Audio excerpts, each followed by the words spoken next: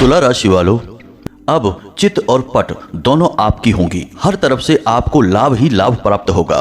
बड़े से बड़ा सुख आपको प्राप्त हो जाएगा और बड़े से बड़ी तकलीफ आपसे दूर हो जाएगी। जिंदगी में ऐसा महापरिवर्तन आएगा कि देखकर दांतों तले उंगली दबा लोगे। बस महीने में एक बार कर लेना यह एक काम, और फिर आप देखना कि कैसे आपके सितारे, ग्रह, नक्षत्र आपके लिए कार्य करने लगते हैं। जो नकारात्मक ग्रह हैं, बुरे ग्रह हैं, उनका प्रभाव आपके ऊपर से समाप्त हो जाएगा और जो लाभ देने वाले ग्रह हैं वे आपको भरपूर लाभ देना शुरू कर देंगे। कुल मिलाकर कहा जाए तो आपके सौभाग्य का उदय हो जाएगा। तो जयकारा बोलो माता रानी का, जगत माई महामाई माँ भद्रकाली का जय बोलो, माँ के सिद्ध दरबार की जय बोलो। प्रिय मित्रों, आप सभी का स्वागत है तुला राशि भिंड यूट्यूब चैनल पर।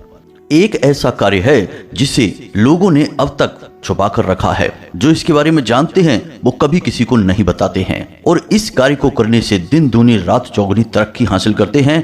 फिर चाहे ग्रहों की दशा कैसी ही क्यों न बनी हो, हर हाल में उन्हें लाभ ही होता है, फायदा ही फायदा होता है। तो आज के इस विशेष वीडियो में हम आपको उसी एक कार्य के बारे में, या यूं कहें कि महा उपाय के बारे में बताने जा रहे हैं, जिसे आपको हर महीने केवल एक बार करना है, और आप देखेंगे कि इसके ऐसे अद्भुत और अनोखे परिणाम आपको प्राप्त होंगे कि आप खुद भी भौचक के रह जाएंगे। जी हाँ प्रिय मित्रों, एक बात याद रखना कि हमने जिन जिन लोगों को इस उपाय को बताया है और उन्होंने बस एक दो बार ही इस उपाय को किया है और उनके जीवन में ऐसे बड़े बड़े परिवर्तन आ गए हैं कि वे खुद हमें लौटकर धन्यवाद करते हैं और बहुत अधिक आभार मानते हैं। लेकिन इसमें हमारा कुछ भी लेना देना नहीं है, यह तो माता रानी का आशीर्वाद है और उन्हीं की कृपा से उनके जीवन में परिवर्तन आया है। तो अब समय आ गया है कि आपके भी दुखों का अंत होना चाहिए, आपके जीवन में भी सुख और समृद्धि आनी चाहिए। प्यारे मित्रों, हम जानते हैं कि आप लंबे समय से तकलीफों से, एक के बाद एक आ रही परेशानियों से परेशान चल रहे हैं। आपने मेहनत बहुत की है लेकिन उसके परिणाम आपको अब तक प्राप्त नहीं हो पाए हैं। अगर ये कहा जाए कि आपके जीवन की हर एक मेहनत, हर एक काम बिल्कुल बेकार चला गया, निरर्थक रहा, उसका कोई नतीजा नहीं निकला, तो कोई बड़ी बात नहीं होगी। तो प्रिय मित्रों, अब समय आ गया है जब आपको वह हासिल होगा जिस पर केवल और केवल आपका हक है। बस आपको करना यह है कि ठंडे दिमाग से इस वीडियो को पूरा देखना है। यदि आपने इस वीडियो को बीच में छोड़ दिया तो हम आपको लिख कर दे सकते हैं कि यह आपके जीवन की एक सबसे बड़ी भूल होगी, जिसकी आपको जीवन भर कीमत चुकानी होगी। क्योंकि प्रिय मित्रों, हम आपके लिए जो भी ज्ञान लेकर आते हैं वह कोई साधारण ज्ञान नहीं होता है। हम शास्त्रों की गहराई से विशेष अध्ययन और आपकी राशि के ग्रहों की चाल का विशेष आकलन करने के बाद आपके लिए कोई उपाय तय करते हैं, और यकीन मानिए कि ये उपाय केवल और केवल आपके लिए होते हैं। अगर आप इन उपायों को लगातार करते चले जाएंगे तो आप देखेंगे कि आपके हर एक काम का आपको कई गुना फल प्राप्त होना शुरू हो जाएगा। तो अब ऐसे में यदि आप ही वीडियो को नहीं देखेंगे, हमारे द्वारा बताई गई बातों को हल्के में लेंगे, तो एक तरफ तो हमारी मेहनत बर्बाद हो जाएगी, माता रानी के लिए जो हम प्रयास कर रहे हैं वह असफल हो जाएगा, और दूसरी ओर आपके जीवन में भी कोई परिवर्तन नहीं आएगा। दुख ज्यों का त्यों बना रहेगा, तकलीफें भी ज्यों की त्यों बनी रहेंगी। एक बात याद रखना प्रिय मित्रों कि आपकी राशि के जातकों के जीवन में उद्धार केवल और केवल तभी होगा जब आप धार्मिकता से जुड़ेंगे, ईश्वर से जुड़ेंगे, कुछ विशेष नियम, संयम और उपाय का पालन करेंगे, तभी आपके जीवन में परिवर्तनों की शुरुआत होगी। याद रखना कि आप कोई साधारण इंसान नहीं है जो यूं ही बस अपना जीवन व्यर्थ में गवाकर इस संसार से चले जाएंगे। आप विशेष इंसान हैं। यदि भगवान आपके जीवन में लगातार कष्ट और परेशानियां दे रहे हैं तो इसके बदले वे आपको बहुत कुछ देना भी चाहते हैं, और कहीं ना कहीं उनका छिपा हुआ इशारा यह है कि आप उनसे जुड़ जाएं, पूर्ण धार्मिक हो जाएं, आस्थावान बने, ईश्वर में आंख बंद करके भरोसा करें। और जैसे ही आप इन बातों को मानेंगे, आप देखेंगे कि आपका जीवन बेहद सरल हो गया है। स्वयं भगवान आपका हाथ पकड़ लेंगे और आपको हर एक मुसीबत और परेशानी से बाहर निकालेंगे। यह हमारा व्यक्तिगत अनुभव है प्रिय मित्रों। हमने कई जातकों के जीवन में ऐसे महापरिवर्तनों की शुरुआत करवाई है, आपके जीवन में भी हो जाएगा। तो बस वीडियो को पूरा देखना है। चलिए बिना समय गवाए आज के इस बेहद ही ज्ञानवर्धक और जीवन में चमत्कारी परिवर्तन लाने वाले विशेष वीडियो की शुरुआत करते हैं। लेकिन उससे पहले माता रानी को आभार तो व्यक्त करेंगे ही, क्योंकि उनकी कृपा के बिना तो इस ब्रह्मांड में एक पत्ता भी नहीं हिल सकता है। तो पूरे भक्ति भाव के साथ बिल्कुल एक छोटे बालक की भांति जो अपनी माँ को याद कर रहा है, उसके लिए बिलख रहा है, उसकी शरण चाहता है, उसकी गोद में जाना चाहता है, बिल्कुल उसी भांति भाव को उत्पन्न करिए और लिख डालिए, जय माँ भद्रकाली कृपा करो। माता रानी जगत माई हैं, इस ब्रह्मांड की माई हैं और ऐसे अनंत कोट ब्रह्मांडों की माई हैं। उनके प्रेम की एक छोटी सी बूंद भी हमारे जीवन को और ऐसे जाने कितने जीवनों को बदल कर रख देगी। तो बस माता रानी के इस अनन्य प्रेम को प्राप्त करने के लिए आपको अपने मन में भाव तो प्रकट करने ही होंगे। अब वैसे तो हम सभी माता रानी के ही बालक हैं और हम कुछ भी करें या ना करें माता रानी के बालक रहेंगे, लेकिन जो बालक ज़्यादा प्रयास करता है, माता रानी का मन मोह लेता है, वह माता रानी के लिए विशेष बन जाता है। तो यह बस इसी की एक प्रक्रिया है कि माता रानी के आप विशेष बन जाएं। अब एक छोटी सी बात और हम आपको कहना चाहते हैं कि जो माता रानी की विशेष पूजा के लिए अंशदान कार्यक्रम चल रहा था जन्मोत्सव के लिए, अब वह समाप्त हो चुका है। अब समय नज़दीक है पूजा पाठ का, तो अब हमें तैयारियां करनी है, इसलिए हमने अंशदान का कार्यक्रम पूर्ण रूप से रोक दिया है। किसी भी प्रकार का अंशदान अब स्वीकार नहीं किया जाएगा, इसलिए आप कोई अंशदान ना करें, बस हाथ जोड़कर माता रानी से प्रार्थना करें। यदि आप इस बार अंशदान नहीं कर पाए हैं तो कोई बात नहीं है, अब अगली बार कोई विशेष अवसर आएगा तो फिर से आपको मौका दिया जाएगा और आप अंशदान करके माता रानी की विशेष कृपा के पात्र बन जाएंगे। आप चिंता न करें, हम अनुष्ठान के दिन हर एक व्यक्ति के जीवन के भले के बारे में, उद्धार के बारे में माता रानी से निवेदन अवश्य करेंगे और आपको माता रानी की कृपा अवश्य प्राप्त हो जाएगी। अब आप एक छोटा सा कार्य और कर सकते हैं कि हमारे और माता रानी के दिव्य परिवार के सदस्य बन सकते हैं। यदि आप चैनल पर पहली बार आए हैं तो इसे सब्सक्राइब कर लें। ऐसा करके आप हमारे और माता रानी के दिव्य परिवार के सदस्य बन जाएंगे। फिर आपको हर एक पूजा पाठ का कुछ न कुछ अंश, कुछ न कुछ फल अवश्य प्राप्त होगा, क्योंकि परिवार के सदस्यों का तो हर एक कार्य में कुछ न कुछ हिस्सा होता ही होता है।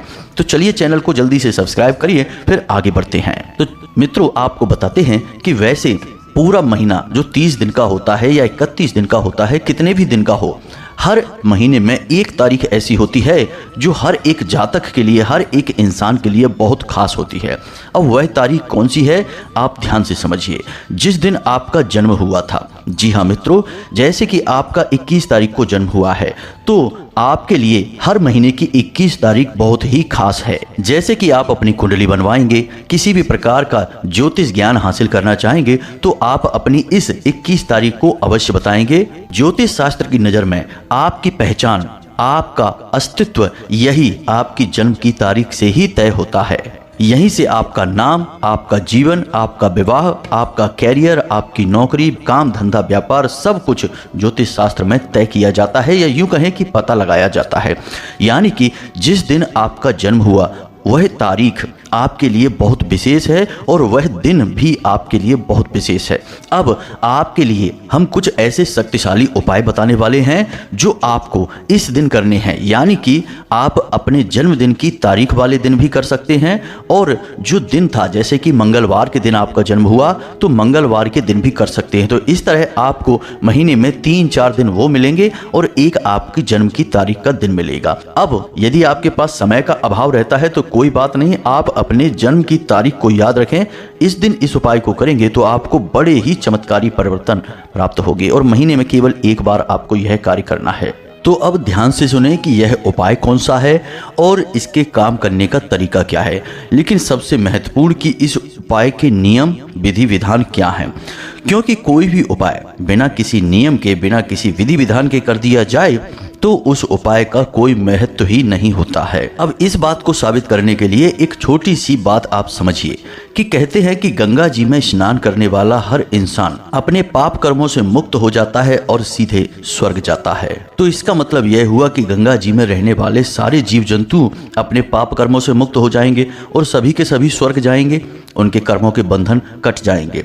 या फिर गंगा जी के किनारे रहने वाले लोग जो कि जाने अनजाने गंगा जी में कभी स्नान कर लेते हैं, कभी कपड़े धो लेते हैं, कभी डुबकी लगा लेते हैं, वे सभी भी पाप मुक्त हो जाएंगे। जी नहीं दोस्तों, ऐसा नहीं होता है। ऐसे तो गीता जी और रामचरितमानस और श्रीमद् भागवत को भी कल्याणकारी और सर्व पापों का नाश करने वाली विद्या कहा जाता है। तो जहाँ पर ये किताबें छपती हैं वहाँ पर भी लोग इन्हें पढ़ लेते हैं, तो क्या उनके भी पापों का नाश हो जाएगा, उनके भी जीवन का उद्धार हो जाएगा?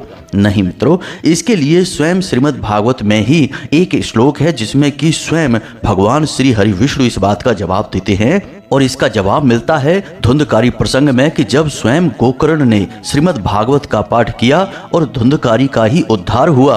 उसे भगवान के पार्षद लेने के लिए आए, लेकिन अन्य जो लोग वहां पर कथा सुन रहे थे उनका कोई भी उद्धार नहीं हुआ। तो जब गोकर्ण ने भगवान से पूछा कि प्रभु यह कैसे हो गया, केवल धुंधकारी का ही उद्धार क्यों हुआ और सभी ने भी तो सुनी है कथा, उनका उद्धार क्यों नहीं हुआ? तो भगवान क्या कहते हैं जरा ध्यान से सुनिए। श्रवणस्य विभेदेन फलभेदोऽत्र संस्थिता, श्रवणस्य विभेदेन फलभेदोऽत्र संस्थिता, श्रवणं तु कृत्वं सर्वे न तथा मननम कृतम। इसका मतलब यह हुआ कि जो लोग कथा को सुनते हैं लेकिन उनका चित्त कथा में नहीं होता, उनका भाव नहीं होता है, उनका उद्धार भी नहीं होता है। इसी प्रकार जब आप गंगा स्नान करते हैं तो आपका चित्त गंगा स्नान में होना चाहिए, मंत्रवत, शास्त्रवत और भाव के साथ आप स्नान करेंगे, तभी आपके पापों का नाश होगा, आपका उद्धार होगा। प्रिय मित्रों, हमने अक्सर यह देखा है कि लोग अपनी छतों पर चिड़ियों के लिए दाना डाल देते हैं, पानी की व्यवस्था कर देते हैं, प्यासों को पानी पिलाते हैं, भोजन भी करा देते हैं, लेकिन इसके पीछे उनका भाव कुछ और होता है। उनके अंदर अभिमान होता है, उन्हें लगता है कि वे कुछ बहुत बड़ा कार्य कर रहे हैं, बहुत पुण्य का काम कर रहे हैं, अब ईश्वर उन्हें कुछ न कुछ लाभ अवश्य देंगे। और आप देखेंगे कि ऐसे लोगों के जीवन में कोई लाभ ही नहीं होता है, क्योंकि अभिमान आ गया। भगवान श्री कृष्ण स्वयं गीता के उपदेश में कहते हैं कि भगवान का सबसे बड़ा शत्रु इंसान के अंदर उत्पन्न होने वाला उसका अभिमान ही है। तो बस यही आपको समझना है। अब जो उपाय हम आपको बताने जा रहे हैं, जो आपको अपनी जन्म तारीख पर करना है, इस उपाय को करते समय आपको बिल्कुल भी अभिमान का भाव नहीं रखना है। और एक विशेष मंत्र है, या यूं कहें कि एक विशेष श्लोक है जिसका आपको लगातार मनन उच्चारण करते रहना है। इस उपाय को करते समय आप देखेंगे कि आपके जीवन में इस उपाय का बहुत अधिक फल प्राप्त होगा। जी हाँ मित्रों, तो अब ध्यान से सुनिए, सारी बातें विस्तार से हम आपको बताने जा रहे हैं। हर बात आपके लिए महत्वपूर्ण है। अगर आपने वीडियो को यहाँ से छोड़ दिया तो आप सारी बात समझ नहीं पाएंगे, अधूरा ज्ञान लेकर जाएंगे, और अधूरा ज्ञान तो ज्ञान ना होने से भी ज़्यादा खतरनाक है। तो अब ध्यान से सुनिए प्रिय मित्रों, आपके जन्म की जो तारीख है, यानी हर महीने यह तारीख आती है। अब इस तारीख पर आपको कुछ विशेष नियम और कुछ विशेष कार्य करने होंगे। सबसे पहला नियम आपका यह रहेगा कि आपको इस दिन जितना हो सके उतना सकारात्मक रहना है, आस्थावान रहना है। यानी कि हर दिन, यानी कि जब भी ये तारीख आए, मानकर चलिए 21 तारीख को आपका जन्मदिन है, तो जब भी 21 तारीख आए, सबसे पहले सुबह सुबह जब आप जागेंगे तो स्नान आदि करने के बाद सीधे मंदिर जाएंगे। जी हाँ मित्रों, याद रखना यह बहुत ही जरूरी है, आपके दिन की सबसे बेहतरीन शुरुआत है। तो आप यदि रोज मंदिर जाते हैं तो बहुत ही अच्छी बात है, लेकिन यदि आप नहीं जा पाते हैं तो कम से कम अपनी जन्म तारीख के दिन तो आप अवश्य ही सुबह सुबह स्नान आदि करने के बाद मंदिर अवश्य ही जाइए और वहां पर जाकर थोड़ा सा समय बिताइए। मंदिर जाने वाले कई प्रकार के लोग होते हैं, कुछ ऐसे जो कि मन में कुछ न कुछ लालच लेकर, कुछ न कुछ आकांक्षा लेकर जाते हैं, कुछ ऐसे होते हैं जो यूं ही टाइम पास के लिए चले जाते हैं, फिर वहां पर बैठकर आपस में गप्पे हाँकते हैं। कुछ ऐसे होते हैं जो ड्यूटी पूरी करने जाते हैं, यानी भागते भागते जाते हैं और भागते भागते आ जाते हैं। लेकिन कुछ ऐसे होते हैं जो सचमुच में भगवान से अपने मन के तार जोड़ना चाहते हैं, तो वे ठंडे दिमाग के साथ जाते हैं, वहां समय बिताते हैं, भगवान की ऊर्जा को महसूस करते हैं, ध्यान लगाते हैं और कुछ समय बिताने के बाद आते हैं। तो आपको ऐसे ही जाना है, निर्विकार जाना है, मन में कोई विकार लेकर नहीं जाना है। कोई भी नकारात्मक भावना मन में आए उसे छोड़ देना, भगवान से कुछ भी मत मांगना, बस जाना। भगवान से भला क्या मांगना है, ये तो अंतर्यामी है, आपकी रग रग में भगवान की ही ऊर्जा तो दौड़ रही है, तो आपको उनसे कुछ नहीं मांगना, उन्हें सब कुछ पता है। आप बस उनके दर्शन के लिए जाइए, उनसे जुड़ने के लिए जाइए। आप वहां जाएं, पाठ करें, यदि हनुमान जी के मंदिर जाते हैं तो चालीसा पाठ करें, बजरंग बाण का करें। महिलाएं हैं तो बजरंग बाण का पाठ ना करें, हनुमान अष्टक का पाठ कर लें। और इसके बाद यदि आप भोले बाबा के मंदिर जाते हैं तो वहाँ पर भी जाकर आप पंचाक्षरी मंत्र का उच्चारण कर सकते हैं। यानी कहने का मतलब यह है कि आप वहाँ पर थोड़ा सा समय अवश्य बिताएं। उसके बाद जब आप मंदिर से वापस आएँ तो आपको दिन में जब भी समय मिले, शाम के समय ही आपको समय मिलेगा, तो उस समय आप 3 कार्य अवश्य करें। अब वे 3 कार्य कौन से हैं, ध्यान से सुनिए। हमारे इस संसार में जितने भी जीव जंतु हैं उनके रूप, गुण, आकार सब अलग अलग अवश्य हैं, लेकिन उनके अंदर बसने वाली आत्मा एक ही है। यानी कि चींटी की आत्मा और इंसान की आत्मा में कोई भेद नहीं है। एक चिड़िया की आत्मा, एक मछली की आत्मा और एक इंसान की, हमारी आपकी आत्मा में भी कोई भेद नहीं है। बस हमारे अंदर चेतना और ज्ञान की अधिकता है तो हमें अंतर महसूस होता है। तो अब आपको क्या करना है, ध्यान से समझिए। अब मानकर चलिए कि आपका वजन 60 किलो है, तो आपके वजन का दशांश हुआ 6 किलो और एकांश हुआ 600 ग्राम। अब यहीं पर आपको कार्य करना है, यानी कि आपको 600 ग्राम अनाज लेना है, 600 ग्राम आटा लेना है और 6 किलो या फिर 60 किलो जितनी भी चाहे उतनी आपको हरी घास लेनी है। अब यहाँ पर ध्यान आपको यह देना है कि आपके वजन का एकांश, दशांश और पूर्णांश, इन्हीं संख्या में आपको चीज़ें लेनी है, न उससे 1% ज़्यादा ना उससे 1% कम। जी हाँ मित्रों, तो अब यदि आप 600 ग्राम घास लेते हैं तो कितनी आएगी, जरा सी आएगी, उससे एक गाय का भी पेट नहीं भरेगा। तो उतना नहीं लेना है, आप 60 किलो ले सकते हैं, यानी अपने वजन के बराबर आपको घास लेनी है और आपके वजन का दशांश, एकांश, जैसी आपकी क्षमता और भावना है, आपके पास समय है, उतना आपको गेहूं और आटा लेना है और चीनी भी लेनी है। तो अब सारी मात्रा आप एक बार फिर से सुनिए। आपको अपने वजन के बराबर घास लेनी है, यानी 60 किलो वजन है तो 60 किलो घास लेनी है। उसके बाद आपको अपने वजन का एकांश आटा लेना है, एकांश ही गेहूं लेना है, यानी कि 600 ग्राम गेहूं हो गए, यानी कि 600 ग्राम आटा और गेहूं हो गया। अब उसमें थोड़ी सी आप 1 मुट्ठी या 2 मुट्ठी जैसी भी चाहें आटे में आपको शक्कर मिला लेनी है। अब यह आपका पूरा का पूरा सामान या यूँ कहीं की सामग्री तैयार हो चुकी है। अब आपको क्या करना है, ध्यान से समझिए। जो आपने आटा लिया है उस आटे में से आधा आटा आप मार लेंगे, लोई बना लेंगे और किसी पानी के स्थान पर जाएंगे जहाँ मछलियाँ हों और उन मछलियों को दाना चुगाएंगे, यानी कि छोटी छोटी गोलियां बनाकर आप तालाब में डालेंगे, नदी में डालेंगे और मछलियां उन्हें खा लेंगी। यानी आपने करा दिया जलचर जीवों का भोज। जी हाँ मित्रों, अब आपको जो बचा हुआ आटा है उसमें थोड़ी सी चीनी मिलाकर, शक्कर मिलाकर किसी ऐसे पेड़ के किनारे किनारे डाल देनी है जहाँ पर चींटे चींटियाँ होती हैं। यह आपने करा दिया थलचर जीवों का भोज। अब आपने जो अपने वजन के बराबर घास ली है उस घास को आपको गाय को खिला देना है। यह हो गया गौ माता का भोज। अब आपने जो गेहूं लिए हैं, अपने वजन के एकांश गेहूं लिए हैं, उन गेहूंओं को डाल देना है, या तो अपनी छत पर डाल दें या जहां पर पक्षी इकट्ठे होते हैं। यह हो गया नभचर जीवों का भोज, यानी पक्षियों का भोज। तो अब आप देखिए, आपने अपने जन्मदिन के दिन सैकड़ों हजारों जीवों को भोज करा दिया, जिसमें कि सभी जीव शामिल हैं। उड़ने वाले जीव, पानी में तैरने वाले जीव, जमीन पर रेंगने वाले जीव और स्वयं गौ माता भी शामिल हो गई हैं, जो कि बेहद ही पवित्र है। धार्मिक मान्यता के अनुसार देखा जाए तो गौ माता में सभी देवी देवताओं का वास होता है। यानी अब आपको कहां कहां से आशीर्वाद प्राप्त हो रहे हैं। जल में रहने वाले जीव आपको आशीर्वाद दे रहे हैं, हवा में उड़ने वाले जीव आशीर्वाद दे रहे हैं, जमीन पर रेंगने वाले जीवों का आशीर्वाद भी है, साथ साथ गौ माता और संपूर्ण देवी देवताओं का भी आपको आशीर्वाद प्राप्त हो रहा है। अब आप इस क्रिया को जब कर रहे हों तो कोशिश करें कि आप अकेले ही इस क्रिया को करें, किसी को शामिल ना करें, क्योंकि जब आप शामिल किसी को करेंगे तो वह आपसे चर्चा करेगा, बात करेगा, आपसे जानने की कोशिश करेगा कि यह आप क्यों कर रहे हैं और आपके उपाय का भेद खुलेगा। उपाय के भेद कभी नहीं खोले जाते हैं। दूसरा कि वह आपको मानसिक क्रिया नहीं करने देगा, जो कि हम आपको बताने जा रहे हैं। तो आप जब इस क्रिया को कर रहे हों, जैसे कि आप भोज करा रहे हैं, किसी भी जीव जंतु का जब आप भोज करा रहे हैं, उस समय आपको इस एक श्लोक का जाप करते रहना है। तो ध्यान से सुने इस श्लोक को। यह महामंत्र कहा जाता है और इस श्लोक में त्रिदेवों के साथ साथ नवग्रह का पूजन किया जाता है, उनकी स्तुति की जाती है। यानी कि सारे ग्रह शांत होते हैं और त्रिदेवों का पूर्ण आशीर्वाद भी आपको प्राप्त होता है। तो आपको यह श्लोक का जाप करते रहना है। ध्यान से सुने, श्लोक आपके मोबाइल की स्क्रीन पर भी दिखाई दे रहा है। ब्रह्मा मुरारी त्रिपुरांतकारी भानु शशि भूमि सुतो बुधश्च गुरुश्च शुक्रः शनि राहु केतवः सर्वे ग्रहा शांति कराः भवन्तु।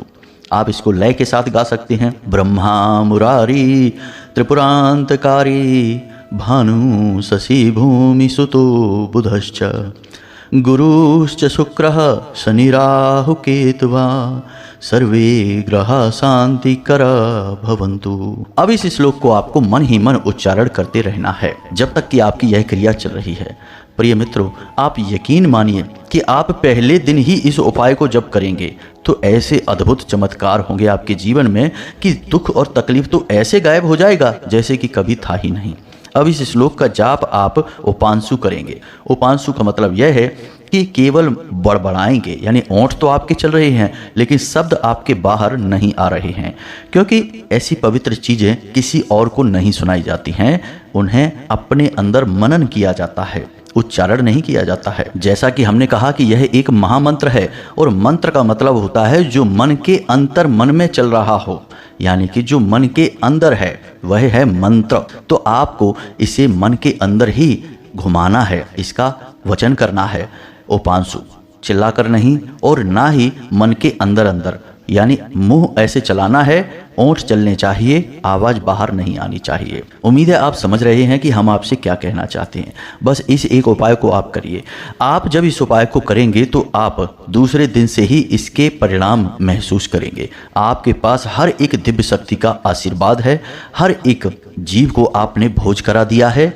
और मित्रों, याद रखना कि हमें अपना भोजन, अपनी चीजें उसे देनी है जिसे सचमुच में इसकी आवश्यकता है। अब यदि आपने अपने जन्मदिन के दिन किसी ब्राह्मण को भोज करा दिया और पता चला कि वह ब्राह्मण तो लखपति करोड़पति है, उसकी तो 4 मंजिल की कोठी तनी है और आपने उसे अपने घर में बुलाकर भोजन करा दिया, तो क्या उसे इस भोजन की जरूरत थी? बिल्कुल नहीं थी। यह भोजन आपका व्यर्थ चला गया। तो हम आपको बताते हैं कि इस तरह के प्रपंचों में आप ना पड़ें। हमारा हिंदू धर्म बड़ा ही तर्क संगत और व्यवहारिक है। वह स्वयं ही ऐसे पाखंडी पंडितों को, ब्राह्मणों को भोजन कराने से मना करता है। वह कहता है कि आप जीव जंतुओं को भोजन कराइए, उन्हें सचमुच में इसकी आवश्यकता है और आपको वे लाख लाख आशीर्वाद देंगे जब आप उन्हें भोजन कराएंगे। और थोड़ी सी मात्रा में, कुछ ही पैसों में आपने सैकड़ों हजारों जीवों को भोजन करा दिया। यह भी तो आप देखिए। और हर एक जीव की आत्मा एक जैसी ही है, चाहे आप किसी इंसान को भोजन कराएं या फिर किसी जीव को, चींटी को भोजन कराएं, सबको भोजन कराने का एक जैसा ही फल प्राप्त होता है। तो प्यारे मित्रों, आप इस उपाय को करिए। अब यदि आपके मन में कोई प्रश्न उठता है तो हमने डिस्क्रिप्शन में अपना व्हाट्सएप नंबर दे रखा है, आप सीधे धाम से जुड़िए, अपने मन के सवालों को जान लीजिए।